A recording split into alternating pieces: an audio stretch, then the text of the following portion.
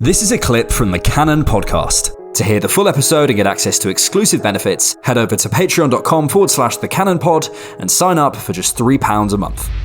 Let's talk about Thomas Partey's future now, because the reports are very strong that he could be leaving Arsenal this summer.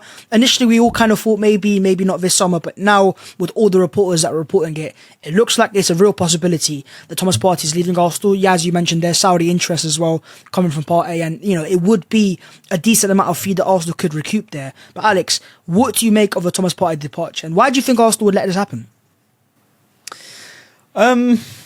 Well, I think, as I said earlier, there's a limit to what Partey can give you over the course of a season.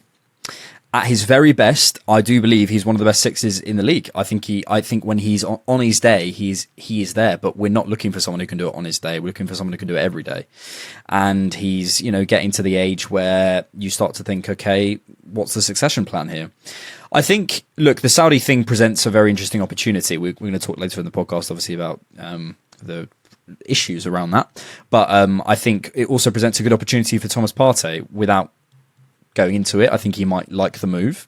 And I think there might be an opportunity for him there. I think it will be a league that suits him. And I think from an Arsenal perspective, it's basically a toss-up. Do you...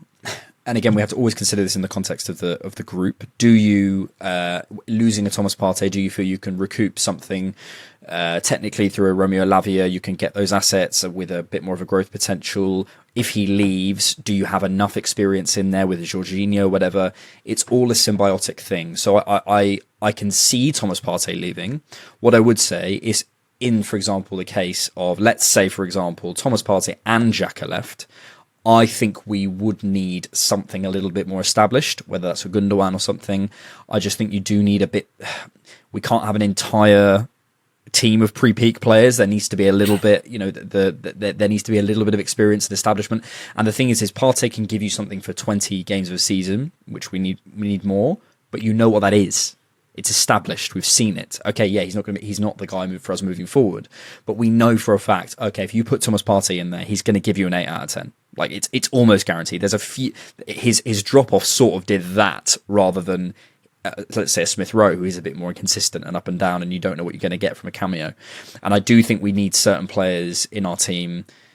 Experience gets overfabled. It's not necessarily experience, because what does that really mean? Like, I think it probably has some kind of ethereal soft factory effect.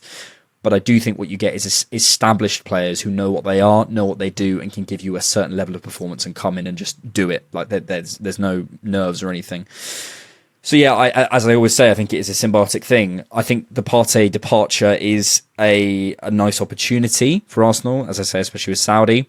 But if we were losing Xhaka and Partey, I just think do we have enough established players there? That slightly concerns me. So I would personally want to lose one or the other. Yeah, and I think what's very important here is the timing of stuff. So I think with Rice being the priority, let's get that done first. But what is it then after that? Is it then go and sign another midfielder, or wait for Partey to go and then reinvest that funds into another big midfielder? That's the big thing here, because I think if Thomas Partey is actually allowed to leave, I do agree with George in the fact that Arsenal will once again re-enter the race for Caicedo if he hasn't gone to Chelsea by that point, because you can't lose Partey and Xhaka and then just signed a Lavia to start. I think Caicedo is more of a starter for Arsenal than a Lavia would be at this stage of his career. But in the case of Thomas Partey, George, do you think it would be a good move for Arsenal if it was a decent fee that Arsenal could receive from Saudi to let him go this summer? I feel like every time you discuss Thomas Partey, it needs to be a disclosure, not talking off the pitch. We're talking on the pitch about what we can do. And the only reason I say this is because I think Thomas Partey, what is he worth if you were not to renew his contract, right? Like if you were going under the sense of he is expiring in June 2025, he's got 2 years left. What is a Thomas Partey worth on the market? And let's exclude Saudi Arabia for a second. What's he worth in Europe? If Thomas Partey was to go on the market, what is he worth in Europe?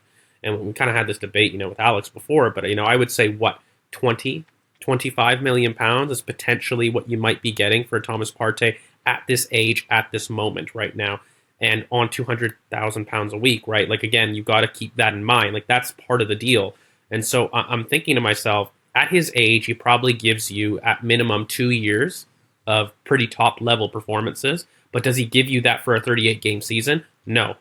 Alex had referenced it earlier. For me, he will give you at least 15, and I'm being very facetious here, but 15 world-class performances.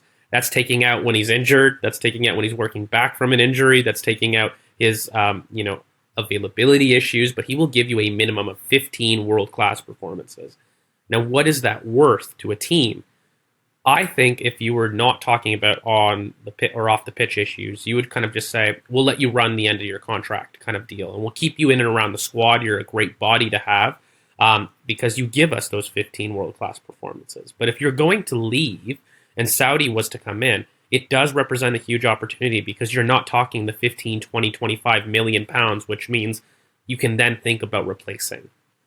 Once you exceed a 40 to 45 million pound bid, which is something that I would expect from a Saudi, because again, I'm looking at Ruben Neves as the precedent for what has recently just happened from a Saudi investment in an English Premier League midfielder, somebody that has at least 2 years on his contract. And let's just kind of talk frankly here, Thomas Partey and Ruben Neves are miles apart in quality, but let's just use him as the benchmark, as the minimum of what we could expect as Arsenal for a buy, and that is 55 million euros, right?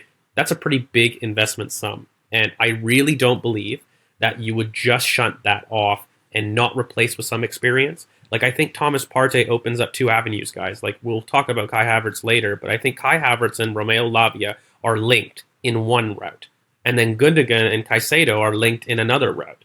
Both, for me, represent very similar expenditure as a whole, right? Caicedo would probably be something, 85 million pounds, Gundogan on a free, but we know that's not a free. There's going to be signing bonuses. There's going to be wages. So let's add another 15 million pounds roughly there to that total package. You're looking at around 100 million pounds there. And then when we look at Kai Havertz for a reported 60 million pound fee and Romeo Lavia for 45 or 50, you're looking at roughly 100 million pounds to 110 million pounds for both of those routes. And in my opinion, Saudi, if we had real concrete interest of Thomas Partey coming or going, you would pursue the Caicedo route quite heavily because that's a more experienced kind of transfer between Xhaka and Partey. Going straight into the all-youth project with Kai Havertz and Romeo Lavia. Now, Kai Havertz has UCL experience, but is that smart for you to completely rip it out? I'm not too sure. I'm with Alex here. I think you need experience, and in ideal terms, the plan A would maybe be Ilkay Gundogan on a free and Caicedo, and then you could maybe look towards a Havertz Lavia as your plan Bs. But both of those midfield profiles are the same. That's probably the one point I want to get across for fans, is you're looking at a more attacking midfielder, but as well as another 6'8" to combine with your Declan Rice purchase. That, I think, is the plan from Arsenal's perspective. And you've got clear plan A and plan Bs for that. And so what will happen, as anyone's guess, I think the Saudi thing is complicated, by the way. Again, I don't know what the legality is of off-the-pitch stuff, but how he can leave, when he can leave, and whatnot. But if that were to come through, I really don't believe that, Arsenal would be comfortable replacing Thomas Partey's impact with a youth player that himself is not ready to start 50 games a season. Because not just 38, by the way. Romeo Lavia, if you're replacing Thomas Partey, he's starting Champions League games. Are you saying that he's ready now to do that? I'm not too sure. I love the player. I love the potential. It's a great deal, but that's a big jump for me. It's a big risk in a sense of... Very quickly, sorry, Bhavs, this is something that Arsene Wenger predicted, isn't it? Players are going to start seeing out their deals, and we're going to start to have different conversations as fans and as clubs. And it's going to be essentially what George just laid out. Do you, for example, let's say the choice is this binary, which it never is, but let's just for the sake of argument, you sign Caicedo for £80 million, you pay him £10 million a year, whatever that is, for 3 years, then he moves on to, for 2 years, then he moves on to Barcelona, as an example, right? What's that? 80 million plus 20 million. That's a £100 million package essentially for those things, right? For Thomas Partey, for 2 years, you're just paying his wages. Let's say they're 10 million. I don't know what they are. You're paying 20 million for 2 years. You're paying 20 million versus 100 million. Is that a qualitative jump? Is that so much better that it's worth an extra 80 million compared to just letting that contract run down and getting a different level. That's what we're going to have to start talking about, essentially, because it's going to cost so much to get players out of their contracts, and it's going to be so hard to get players renewed when there is interest from abroad, that essentially we're going to be in these sorts of situations. That's what the club has got to weigh up. For me personally, in that situation, keep Partey, especially with such a young team. You know, Caicedo, I'd say, is probably the better player and is going to be the better player probably for you. But would I rather have for 2 seasons of 10 million or 2 seasons that end up costing you 50 million twice or whatever it ends up being? I'd rather have Partey and spend the budget elsewhere. Mm-hmm. I think this also goes back to Mikel Arteta and how much he trusts Partey to be relied upon in tough moments of the season, because you could see this season, you know, there was a part where he actually dropped him for Jorginho when he was fit and available. So clearly I think Mikel has some level of concern there of whether he's reliable enough to keep him there. And if a crazy offer does arrive, I do think Arsenal will accept, because, you know, often our fans want to, you know, talk about selling players better and getting more money for sales.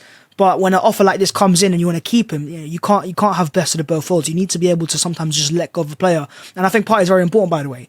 But I think Arsenal have made clear that they believe Declan Rice can be maybe a long-term number 6, and he be the Rodri profile for Arsenal. And maybe Thomas Partey's future is uncertain because of that as well. But now let's move on to Mikel Arteta himself. And I want to talk about this little topic quickly: is how can Mikel Arteta coach players up better from within?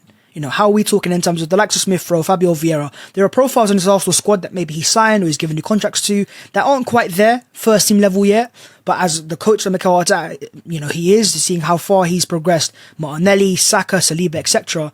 You know, what can he do, George, to coach players better from within? Thanks for checking out the Cannon Podcast. To get full episodes and access to exclusive benefits, head over to patreon.com/thecannonpod and sign up for just £3 a month.